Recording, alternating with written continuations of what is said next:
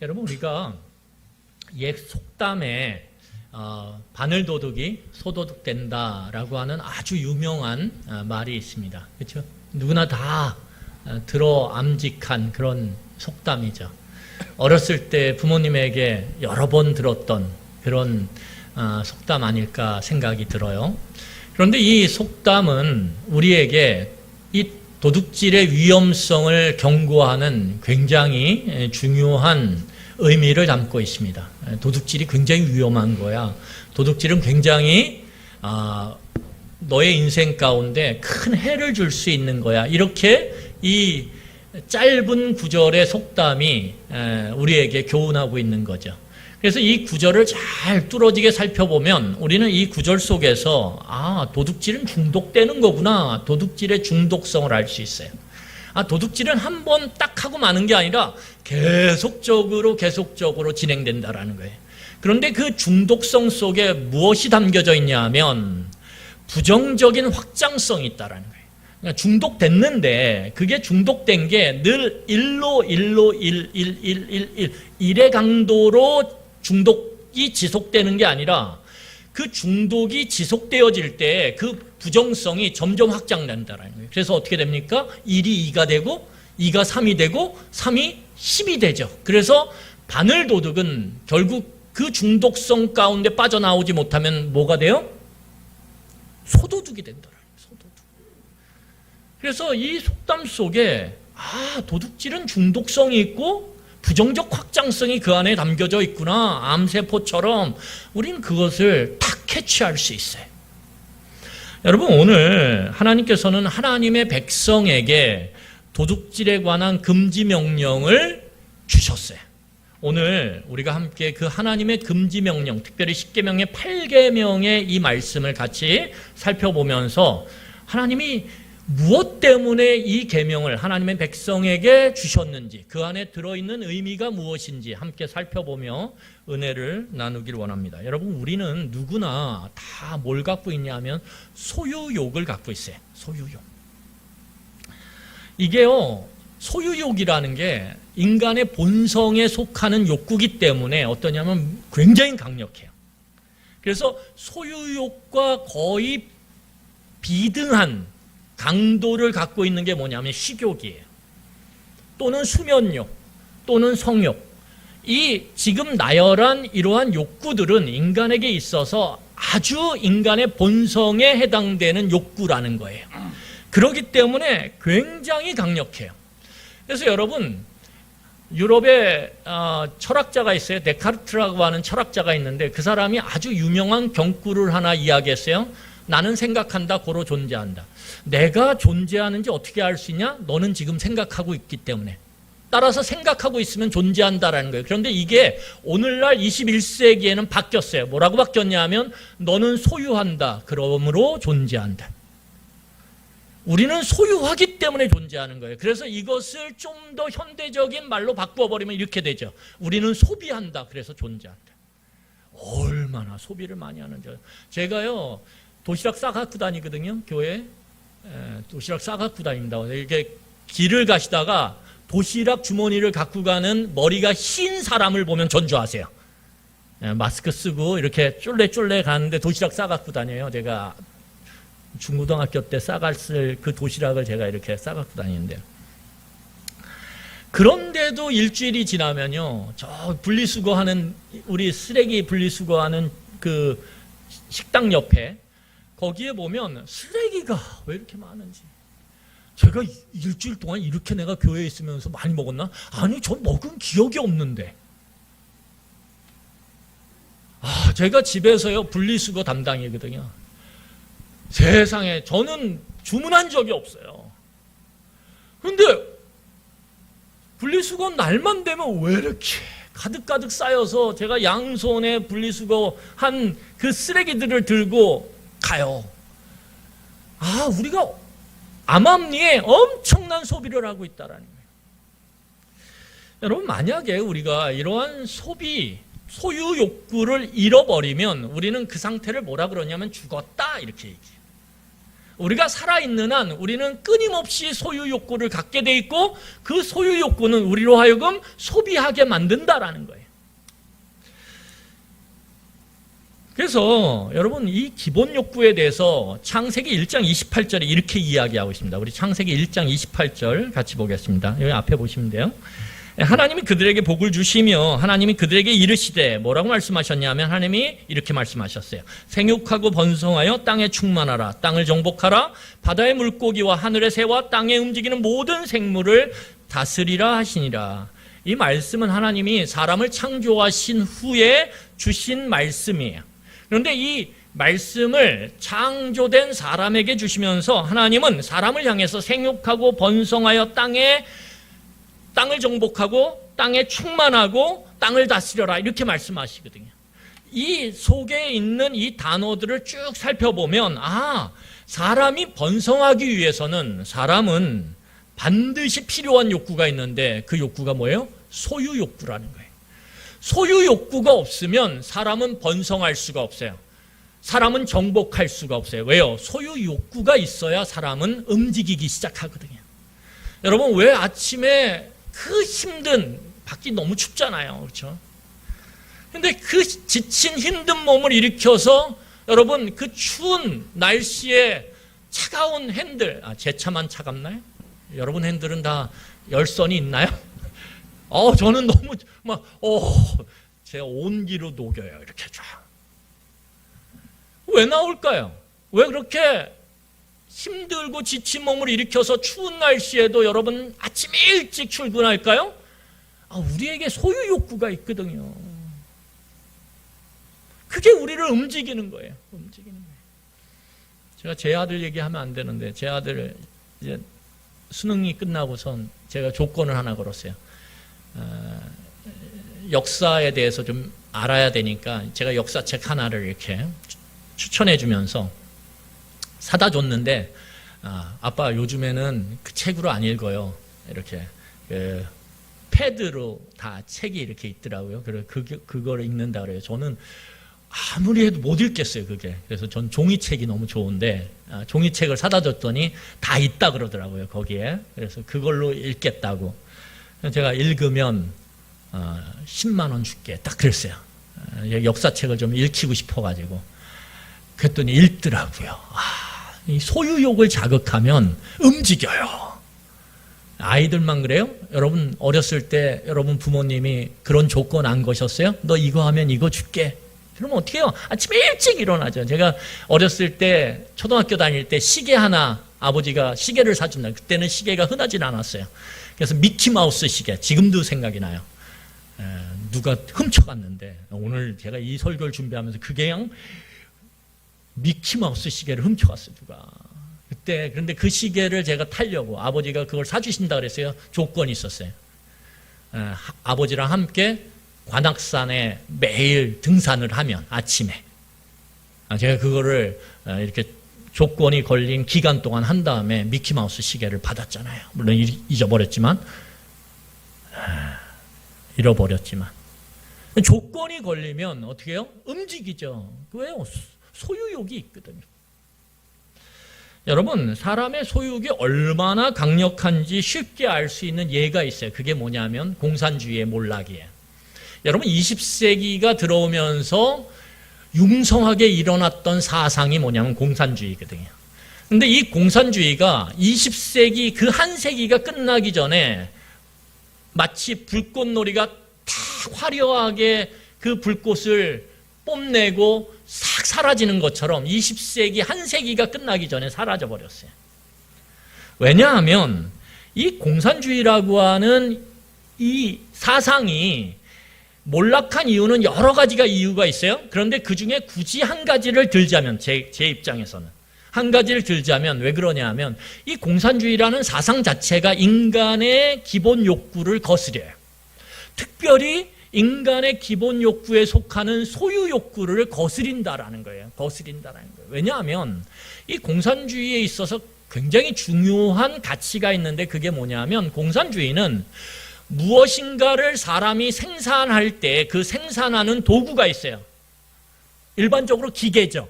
기계가 개인의 것이 될 수가 없어요. 다 국가의 것이에요. 이것을 생산 도구의 공유화라고 우리는 불러요. 생산 도구는 다 국가 것이다.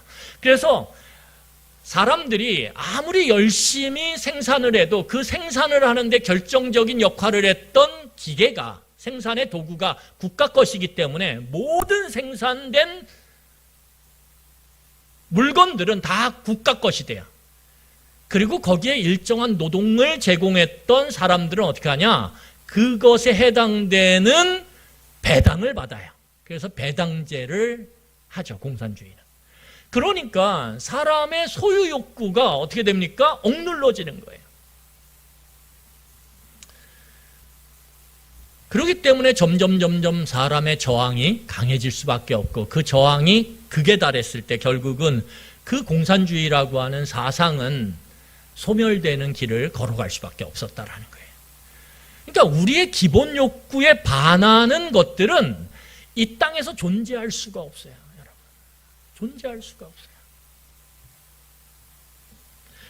그래서 여러분, 말에 그것들이 잘 나타나는데 요즘에 사전에도 없는 말이 사람들의 입에 회자되고 있어요.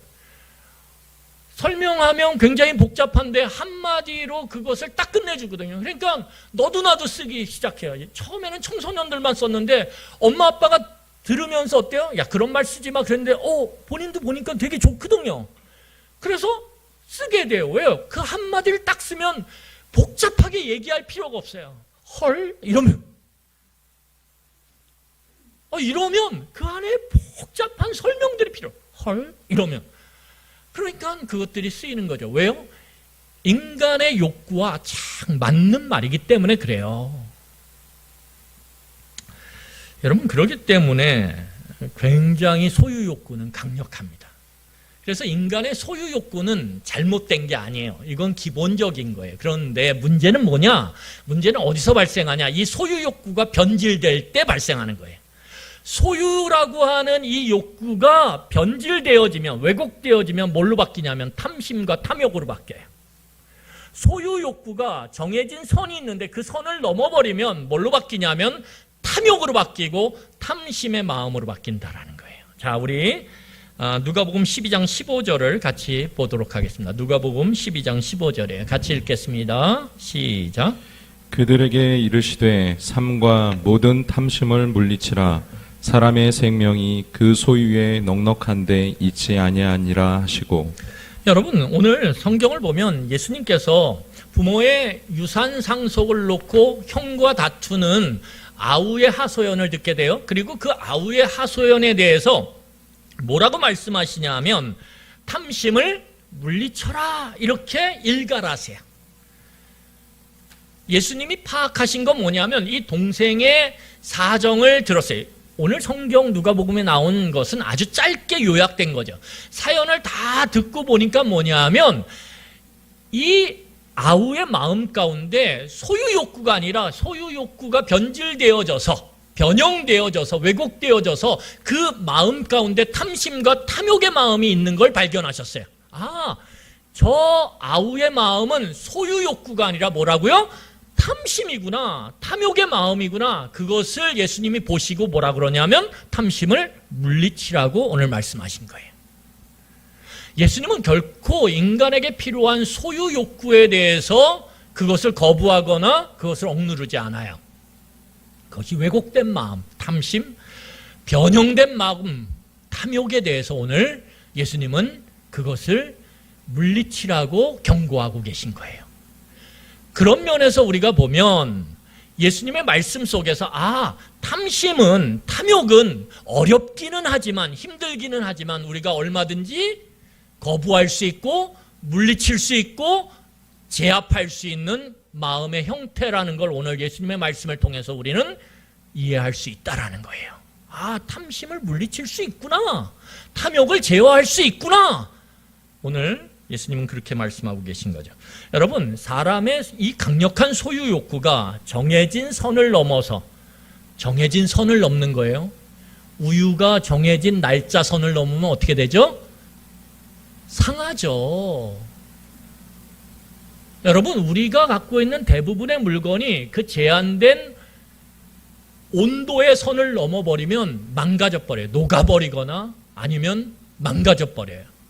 그러니까 이 소유 욕구라는 게 강력한데 그 강력한 소유 욕구가 정해진 선을 넘어가 버리면 왜곡되어지고 변질되어지고 변형되어지면서 탐심으로 바뀌게 되는데 그 탐심이 밖으로 드러나는 행위가 뭐냐면 도둑질이라는 거예요. 탐심이 바깥으로 고개를 딱 쳐미는 순간 그게 뭐가 되는 거예요? 도둑질이 되는 거예요. 근데 이 탐심과 탐욕은 마음의 벽을 뚫을 수 있는 강력한 힘을 갖고 있어요. 그래서 그 마음의 벽을 꽉 뚫고 나와서 우리의 삶의 현실체로 나타난다는 거예요. 그게 도둑질이라는 거예요. 그래서 오늘 자 여호수아 7장 11절을 같이 읽겠습니다. 여호수아 7장 11절 우리 같이 읽도록 하겠습니다. 같이 읽겠습니다. 이스라엘이 범죄하여 내가 그들에게 명령한 나의 언약을 어겼으며 또한 그들이 온전히 바친 물건을 가져가고 도둑질하며 속이고 그것을 그들의 물건들 가운데에 두었느니라.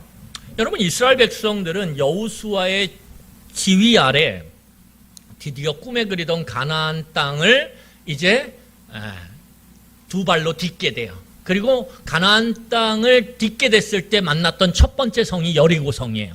하나님께서 여리고성을 정복하는 과정 속에서 이제 너희들이 가나안 땅에서 엄청난 하나님의 전쟁이 일어날 텐데 그 전쟁의 주인은 너희들이 아니다 나다라고 하는 사실을 명시적으로 보여주기 위해서 그 거대하고 큰 여리고성을 정복하는 과정 속에서 사람의 애씀을 배제시켜버려요. 그리고 하나님께서 직접 그 땅을 정복합니다. 그래서 이스라엘 백성들에게 뭐라고 말씀하시냐면 그 여리고성, 그 두터운 여리고성을 그냥 계속 돌라고만 말씀하세요. 그래서 이스라엘 백성들이 하루에 한 바퀴씩 돌아요. 그리고 마지막 날 7일째에 7바퀴를 돌자 그 성이 무너져요. 그 과정 속에서 하나님이 이스라엘 백성들에게 뭐라고 말씀하시냐면 여리고성 안에 있는 전리품들을 챙기지 말고 모두 다 폐기 처분하라고 말씀하세요. 그래서 이스라엘 백성이 그리고 여호수아가 하나님의 명령에 순종해서 여리고성 안에 있는 모든 전량의 이 전리품들을 폐기 처분합니다. 왜냐하면 그것은 사람의 것이 아니라 하나님이 직접적으로 일하셔서 행하신 거기 때문에 온전히 하나님 것이라는 거예요. 그래서 그것을 무엇이라고 이름하냐면 헤렘이라고 이야기합니다. 헤렘. 다 싹 없애는 거예요. 그런데 여러분, 여기에 인간의 소유욕이 선을 넘어서 하나님의 말씀의 선을 넘어서 하나님의 금지의 선을 넘어서 전량을 폐기하라고 하는 그 하나님의 명령의 선을 넘어서 왜곡되어지고 변질됨으로 탐심과 탐욕으로 바뀐 사람이 있었어요. 그 사람이 아간이에요. 아간이 어떻게 하냐면 그 중에 일부를 훔쳐다가 자기 처소 장막에다가 숨겨요. 그리고 그게 드러나서 그 집안이 죽게 되죠. 여러분, 그래서 성경에서는 도둑질을 뭐라고 얘기하냐면 다른 사람 몰래 은밀하게 이루어지는 절도행위, 그것을 도둑질이라고 이름해요. 도둑질이다. 그래서 성경에서 이 도둑질, 거기 여호수아 말씀을 한번 보세요. 7장 11절에 보면 물건을 가져가고 도둑질하며 이렇게 얘기해요. 도둑질하며, 이 도둑질이 히브리어로 가나브라고 하는 단어인데 알 필요는 없어요. 가나브라고 하는 단어인데 이게 남의 물건을 은밀하게 절도하다, 빼앗다 이런 의미예요. 그래서 도둑질은 성경을 쫙 살펴보면 크게 두 가지로 나눕니다. 첫 번째, 힘이 약한 사람들이, 대체로 그렇다는 거예요. 힘이 약한 사람은 다른 사람의 소유물을 어떻게 뺏느냐 하면 은밀하게 뺏어요. 은밀하게. 힘이 없으니까. 그렇지 않습니까? 그래서 우리는 이걸 뭐라 그러냐면 절도행위라고 이야기해요. 그래서 성경은 도둑질 그러면 절도행위, 은밀하게 뺏는 행위, 절도행위. 두 번째, 힘이 있는 사람이에요. 힘이 있는 사람, 권력이 있는 사람, 지위가 있는 사람은 절대 은밀히 뺏지 않아요. 어떻게 뺏죠? 드러나게, 보여지게. 합법적인 법을 빙자해서 뺏어요. 그걸 뭐라 그러냐면 약탈이라 그래요. 그래서 여러분, 이 약탈에 보면은 현대사회도 약탈이 일어나죠. 큰 기업들이 보면 악성 M&A를 해요. M&A라는 건 기업 인수합병이라고 그러는데 작은 회사에게 물량을 줘요. 그러면 큰 기업이 물량을 주니까 어떻게 해요? 작은 회사는 너무 좋죠. 와, 우리 기술력이 인정받았나 보다. 그래가지고 어떻게 하냐면 그 회사에다 납품을 하면서 회사가 점점 커요. 그리고 이 큰 대기업이 어떻게 하냐면 이 작은 회사에 더 큰 물량을 요구해요. 그러면 온전히 이 작은 회사는 이 큰 기업의 물량을 대는 것만도 부족할 정도로 그렇게 1대1 관계가 돼버려요. 공급과 수요 관계 속에서. 그리고 어느 순간에 이 대기업이 물량을 끊어버려요. 그러면 이 기업은 존재할 수가 없어요.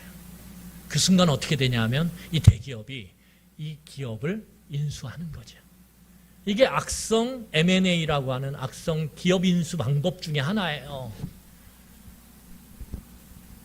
약탈하는 거죠. 합법적인 법을 빙자해서. 여러분, 우리가 모르는 사이에 세상에는 이런 일들이 비일비재하게 일어나요. 그래서 작은 중소기업을 운영하던 사장이 그것을 비관해서 자기의 생명을 끊는 일들이 암암리에 소리 소문 없이 일어나고 있다라는 거예요. 그러니까 약탈이 법을 빙자해서 법의 빈틈을 교묘하게 파고들어서 그렇게 오늘 자행되고 있다라는 거예요. 약탈이. 이게 고대 사회의 이야기뿐만이 아니에요.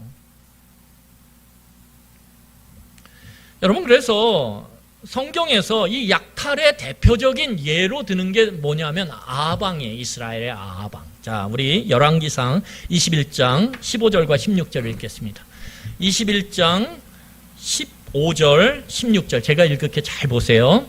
이세벨이 나봇이 돌에 맞아 죽었다 함을 듣고 이세벨이 아합에게 이르되 일어나 그 이스라엘 사람 나봇이 돈으로 바꾸어 주기를 싫어하던 나봇의 포도원을 차지하소서. 나봇이 살아있지 아니하고 죽었나이다.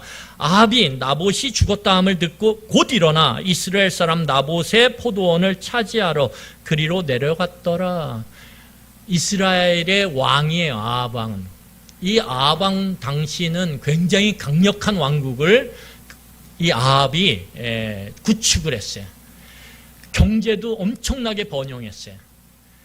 참 놀랍죠. 하나님을 그렇게도 섬기지 않았는데 나라와 그의 왕국 창고는 나날이 차갔어요. 이게 참 아이러니하고 반비례한데, 그런데 이게 저주라는 거예요. 왜냐하면 내가 하나님을 경외하지 않음에도 불구하고 하나님을 대적해서 우상 숭배를 그렇게 하는데도 내 곳간이 차 있어. 그러니까 하나님 앞에 엎드려 가질 않아요. 회개하질 않아요. 결국은 끝까지 가는 거예요. 끝까지. 절망의 끝까지. 그 끝까지 가는 가운데서 완악한 마음을 갖고 아합이 행했던 행위가 바로 나봇의 그 포도원. 너무 보기가 좋았거든요. 다 가진 이 아합이 그 나봇이 갖고 있는 아버지 때로부터 내려온 기업, 그래서 부모로부터 조상으로부터 물려받은 이 기업은 이스라엘 백성의 하나님의 법률 가운데는 어떻게 해요? 절대 팔 수가 없어요. 나봇이 안 판다고 그러는데 그것을 자기 아내 이세벨이 어떻게 해요? 그 나봇을 죽이는 계략을 꾸며서 죽이고 어떻게 하냐면 그것을 차지해버리죠. 이 아합이. 약탈이죠. 아주 교묘하게 합법적인 법의 테두리 안에서 자기 손에 직접 피를 묻히지 않고 이 나봇의 동네의 장로들과 그 사람들이 이 나봇을 어떻게 해요? 모함을 뒤집어 씌워서 돌로 쳐 죽여버리죠. 이게 약탈이에요. 여러분, 그래서 하나님은 이러한 약탈 행위와 절도 행위를 강력하게 금하고 계세요. 자, 그래서 오늘 우리 출애굽기 20장 15절이에요. 자, 20장 15절 우리 한번 보겠습니다. 짧은 구절이지만 이게 히브리어로 두 단어로 구성되어 있거든요. 짧아요. 짧으니까 제가 우리 교육자들한테 이래요. 30분에 끝난대 설교. 근데 쓰다 보면 절대 그렇게 안 되더라고요. 자, 짧아요. 우리 한번 20장 15절 같이 읽겠습니다. 시작. 도둑질하지 말라. 예, 이렇게 얘기하는 거예요. 제가 지난주에 뭐라고 말씀드렸어요? 짧으면 강한 거죠. 짧으면 강한 어조를 담고 있어요. 하지 마! 이렇게 하지. 그래서 이래서 이러지 않았으면 좋겠어. 여러분, 온유한 사람은 말이 길어요. 그런데 어때요? 조금 다혈질적인 사람은 말이 짧아요. 스타카토. 따따따따따따따. 그죠? 안 그래요? 근데 여러분, 이 10계명의 8계명을 잘 살펴보면, 제가 그랬잖아요. 성경을 잘 보면 거기에 막 질문이 튀어나온다고. 8계명을 잘 보면 놀랍게도 이 8계명도 뭐가 없냐면 목적어가 없어요. 뭘 도둑질하지 말라 그러는지 그 도둑질의 대상, 도둑질의 그 목적어가 생략되어 있다라는 거예요.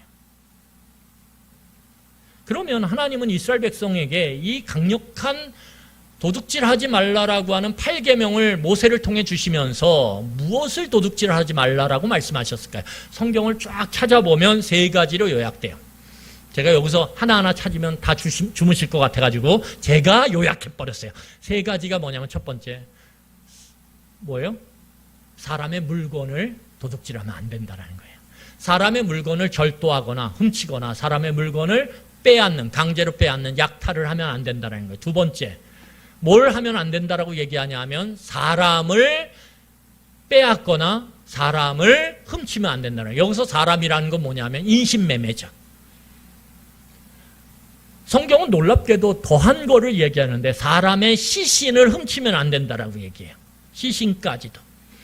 자, 세 번째가 뭐냐면 사람의 마음을 훔치면 안 된다라는 거예요. 그래서 성경에서는 세 가지 대표적인 절도와 약탈을 해서는 안 되는 대상을 세 가지로 구분해요.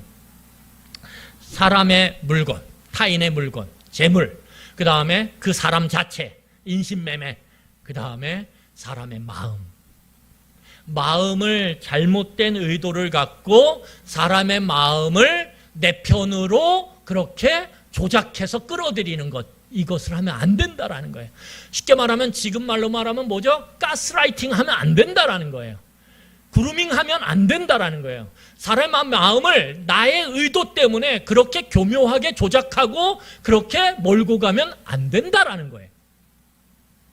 그 대표적인 사람의 마음을 조작해서 빼앗았던 사람이 누구냐면 다윗의 아들 압살롬이에요. 압살롬이 아버지를 대적하기 위해서, 그래서 왕권을 차지하기 위해서 이스라엘 백성들의 마음을 교묘하게 자기 편으로 돌려요. 마치 강의 물줄기를 바꾸는 것처럼 그렇게 바꿔요. 그래서 이 압살롬이 결국은 그 백성들의 마음을 교묘하게 얻어서 반란을 일으키죠. 그래서 다윗이 도망쳐버려요. 이 아들의 쿠데타 때문에.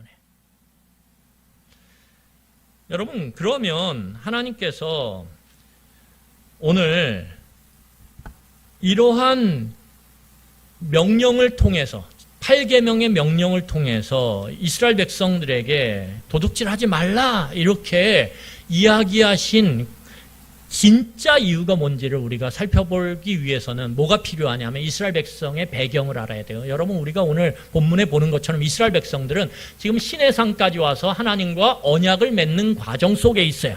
그리고 그 언약 관계 안에 오늘 10계명을 비롯한 하나님의 언약법이 주어지고 있는 거예요.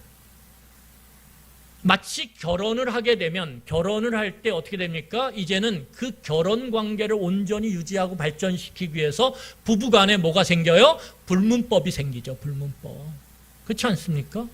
아, 쓰레기는 당신이 버려? 아, 밥은 당신이 해? 빨래는 당신이 해? 넣는 건 당신이 해. 이게 어겨지면요, 결혼 관계가 흔들려요. 안 흔들리시군요. 저는 조금 흔들리던데.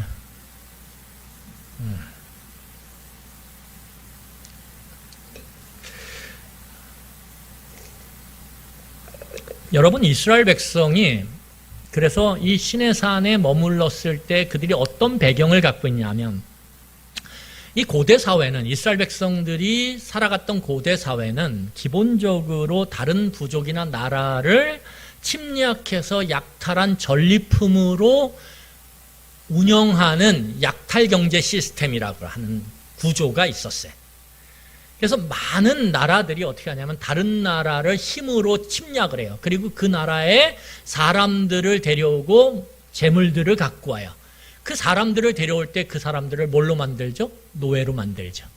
재물을 가져다가 어떻게 합니까? 자기 나라의 부강함을 위해서 사용하게 돼요. 이게 약탈 경제 시스템이에요. 그리고 고대 사회는 전쟁이 빈번히 일어났어요. 지금은 될 것도 아니에요. 전쟁이 날마다. 그래서 성경 창세기를 보면요, 전쟁의 이야기가 끊이질 않아요. 그래서 우리의 머릿속에서도 전쟁 그러면 딱 떠오르는 게 뭐예요? 영화를 보면 어땠습니까? 이 중세의 영화 가운데 우리의 뇌리에 스치는 게 뭐냐면 바이킹족이에요. 북유럽의 바이킹족.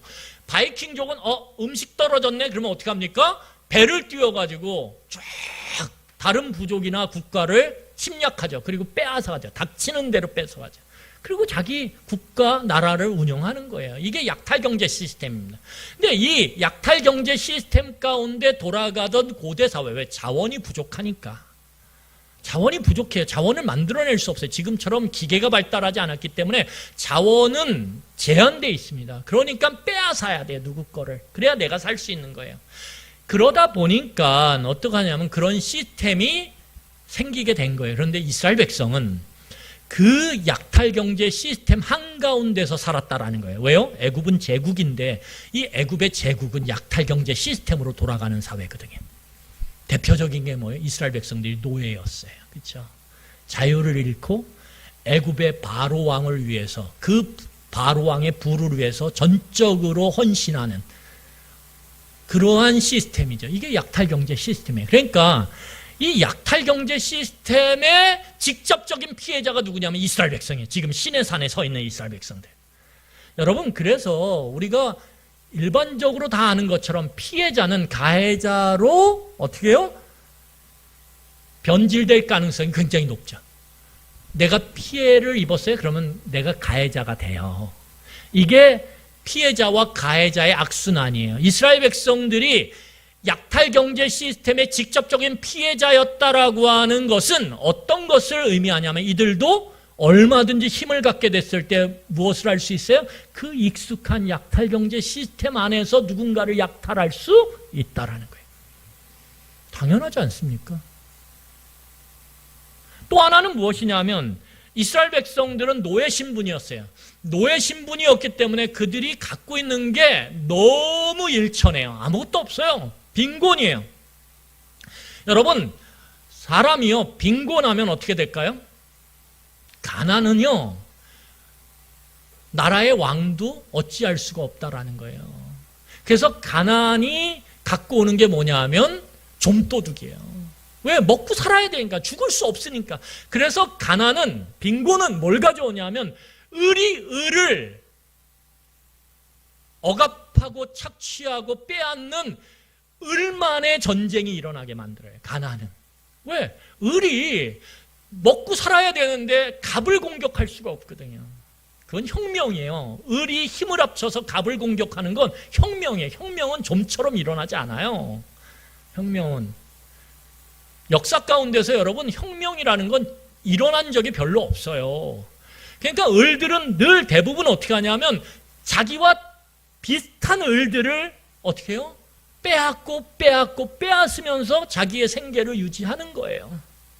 이스라엘 백성들은 노예 상태에서 그 빈곤함과 가난함을 내 옆에 있는 동료의 그 별것 안 되는 물건을 훔치고 빼앗는 과정 속에서 자기의 생계를 유지했다라는 거예요. 거기에 익숙하다라는 거예요.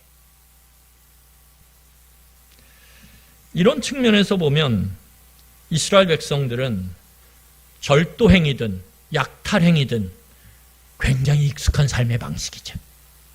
그렇지 않습니까? 굉장히 익숙한 거예요. 약탈은 봤어요. 나도 힘 가지면 저렇게 해야지. 야, 힘을 가지니까 돈이 돈을 낳고 돈이 돈을 낳네? 우와, 나도 저렇게 힘을 좀 가지면. 그래서 사람들의 요즘의 목표가 뭐예요? 종잣돈을 모으자. 나도 종잣돈 모아서 돈을 와, 나도 강해지자. 우리나라 주식을 잘 보면, 주식을 잘 연구해 보면 어떻습니까? 약탈 경제예요. 외국인들이나 큰 자본을 갖고 있는 기관이나 이런 사람들이 아주 소액을 갖고 있는 개미들을 약탈하는 시스템이에요. 법의 테두리 안에서 심하게 얘기하는. 그래서 개미의 눈물이라고 하는, 제가 노래만 만들 수 있으면 개미의 눈물이라는 이름으로 노래를 하나 만들었으면 좋겠어요. 또한 절도든, 이것이 익숙한 삶의 방식이라는 거예요. 여러분, 하나님께서 그래서 이스라엘 백성의 이 익숙한 삶의 방식 가운데 그들이 거기에 깊이 빠져 있단 말이에요. 그러니까 하나님은 어떻게 하십니까? 이스라엘 백성에 그걸 금지하는 거예요. 왜요? 절도 행위든 약탈 행위든 그것을 통해서 누군가 타인의 것을 빼앗을 때 어떤 문제가 생기냐면 하나님의 직접적 계명, 1계명서부터 4계명까지가 훼손될 위기가 찾아오거든요. 여러분, 자, 우리 잠언 말씀을 함께 읽도록 하겠습니다. 잠언 30장 9절이에요. 잠언 30장 9절 같이 읽겠습니다. 30장 9절이에요. 같이 읽겠습니다. 시작. 혹 내가 배불러서 하나님을 모른다. 여호와가 누구냐 할까 하오며, 혹 내가 가난하여 도둑질하고 내 하나님의 이름을 욕되게 할까 두려워함이니이다. 여러분, 도둑질은 잘 보면 그것이 절도든 힘이 약해서, 힘이 강해서 약탈이든 상관없이 하나님의 영광을 훼손해요. 사람 편으로 보면 하나님을 경외하는 것이 망가져 버려요. 하나님을 더 이상 경외하지 않게 된다라는 거예요.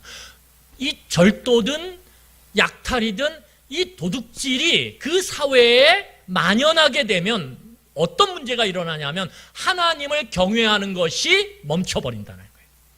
왜냐하면 생각해 보세요, 여러분. 힘이 강한 사람이 힘이 약한 자기 동료, 자기 형제, 타인을 약탈을 해요. 힘이 강하니까. 합법적인 방법을 빙자해서 약탈을 해요. 그러면 그 약탈당한 이웃은 힘이 약할 가능성이 많겠죠. 그 힘이 약한 사람이 자기가 가진 것마저 빼앗겨요, 강한 사람에게. 그러면 그 사람의 인생은 망가뜨려져요. 생존이 불가능해져요. 여러분, 또한 힘의 축척을 통해서 또 다른 약탈의 과정을 통해서 또 축척이 돼요. 힘이 있으니까 약탈해요. 그런데 그 약탈을 통해서 전리품을 챙겨요. 그러면 힘이 더 세져요. 그러면 더 많은 사람을 약탈해요. 그래서 힘이 세져요. 우리나라의 재벌들이 많은 기여를 했음에도 불구하고 그들의 어두운 그림자가 뭐냐면 그들이 성장하는 과정 속에서 이러한 합법을 빙자한, 또한 나라의 권력자들과 법을 상대로 해서 그들과 어떻게 해요? 함께 입을 맞추고 거래를 통해서 그들이 했던 행위의 대부분이 뭐냐면 뭐예요? 힘을 축척해서 작은 기업을 약탈하고, 그리고 힘을 축척해서 또 다른 기업들을 약탈하고, 그래서 자기의 몸집을 크게 불려왔다라는 거예요. 기여한 면도 있지만 어두움의 일면 또한 있다라는 거예요. 그런.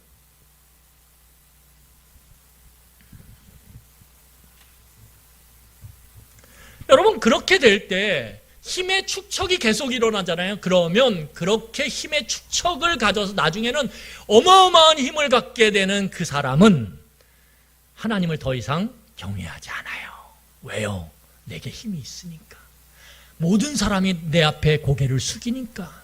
내가 갖고 있는 힘과 이 재물로 못할 것이 없는 것처럼 보이니까 더 이상 하나님을 경외하기를 멈춰버린다라는 거예요.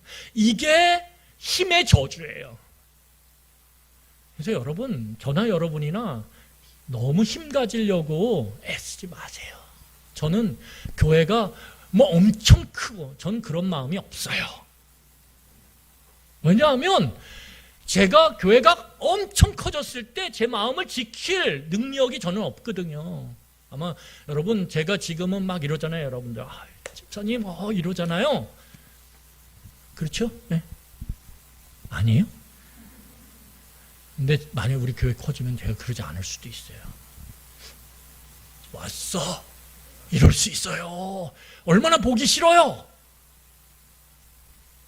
얼마나 보기 싫어요. 내가 할 수 있는 선이 있어요. 내가 감당할 수 있는 선이 있다라는 거예요. 그 선을 넘는 순간 부든 재물이든 권력이든 다 우리에게 저주로 돌아오게 돼 있어요.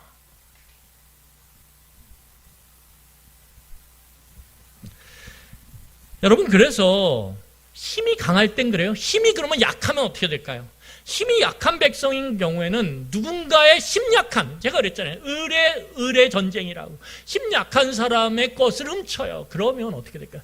힘 약한 사람의 것을 훔치면 그 물건을 절도당한 그 사람은 더 이상 생존할 것이 없어요. 그러면 그 사람은 끝나는 거예요. 생명이.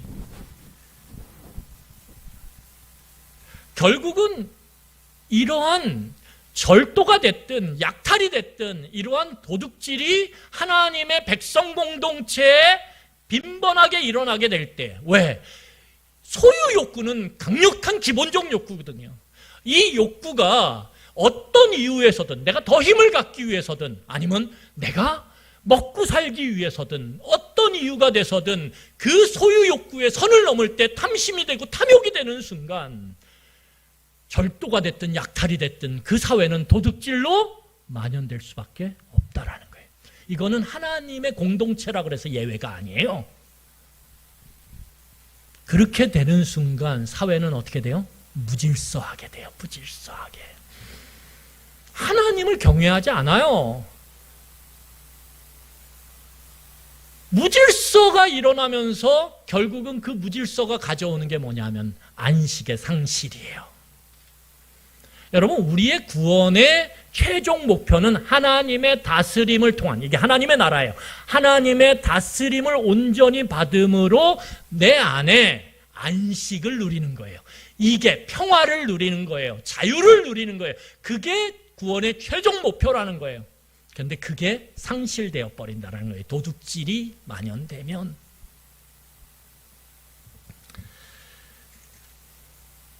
여러분, 그러면 우리 여기서 질문을 하나 던질 수 있어요. 그럼 우리 사회는 도둑질 안 하잖아요. 그렇죠? 저는 약탈할 힘도 없고요. 누구 걸 은밀히 빼앗을 그런 정도의 경제적 상황도 아닌데요. 저는 그냥 제가 벌어서 그거 갖고 잘 살아가요, 목사님. 그럴 수 있어요. 그런데 좀 더 시각을 넓게 하면 우리는 경쟁사회를 살고 있죠. 그렇죠?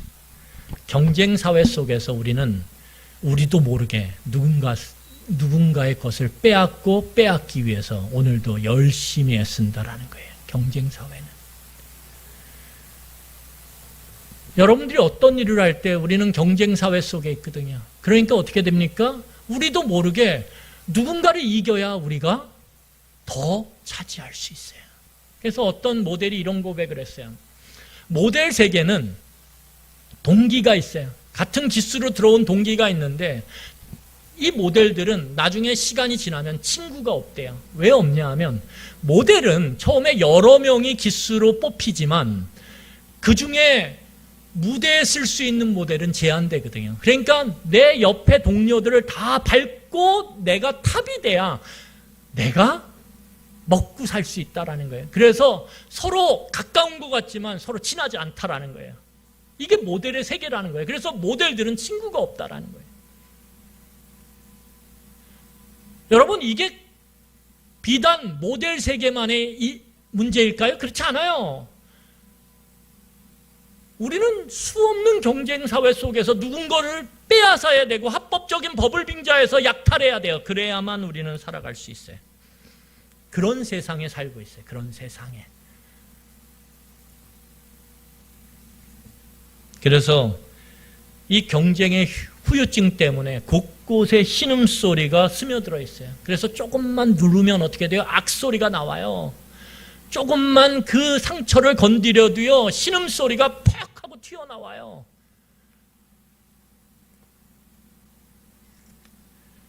그러면 우리가 이런 경쟁 사회 속에서 남의 것을 빼앗고 빼앗으면서 살아가지 않으려면 어떻게 해야 될까요? 오늘 굉장히 말씀이 긴데 이것만 읽고 우리 말씀을 마치도록 하겠습니다. 우리 디모데 전서 6장 6절부터 10절이에요. 자, 제가 읽을 테니까 잘 보세요.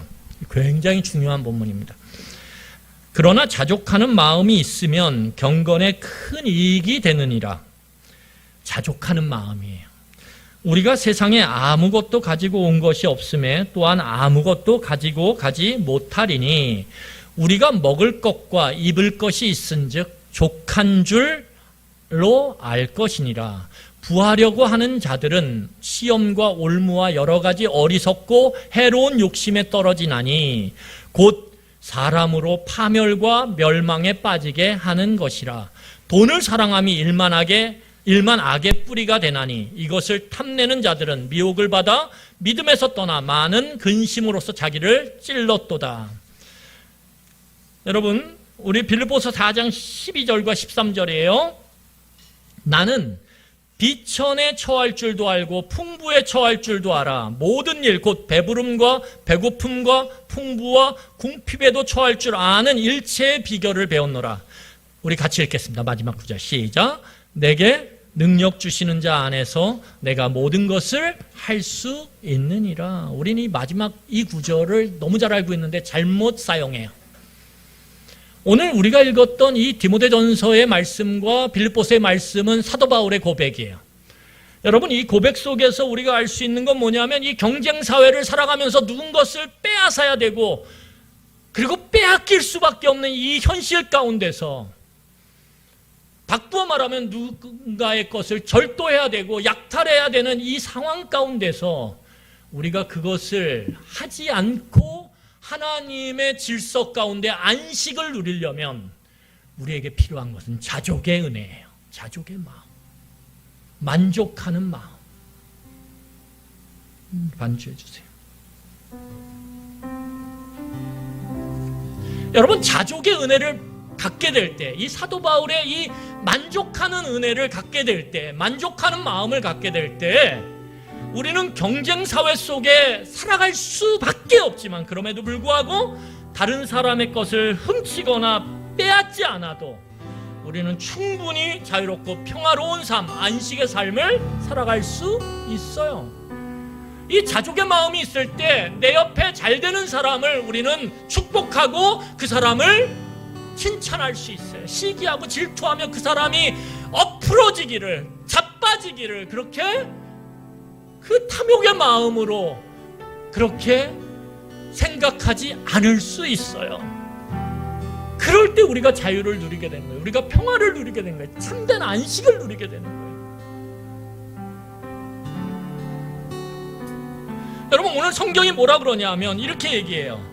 나는 비천에 처할 줄도 알고 풍부에 처할 줄도 알아. 모든 일 곧 배부름과 배고픔과 풍부와 궁핍에도 처할 줄 아는 일체의 비결을 배웠노라. 어디서요? 예수 그리스도 안에서. 오늘 예수님은 뭐라고 얘기하시냐면 내게 와라. 그리고 나와 함께 배우자. 뭐요? 안식에 가는 길을, 자유와 평화로 들어가는 길을 나를 통해서 배우라라고 우리를 초청하세요. 예수 그리스도를 우리가 통해서 얻을 수 있는 이 자족의 마음, 이걸 배울 수 있다라는 거예요. 그리스도의 말씀 가운데 배울 수 있다라는 거예요. 기도를 통해 그리스도와 소통하게 될 때 이 엄청난 자족의 마음을 우리가 배울 수 있다라는 거예요. 여러분, 진짜 우리에게 필요한 걸 구하세요. 콜라, 사이다, 음료수 구하지 마시고 생수를 구하세요. 생수를 하나님 앞에.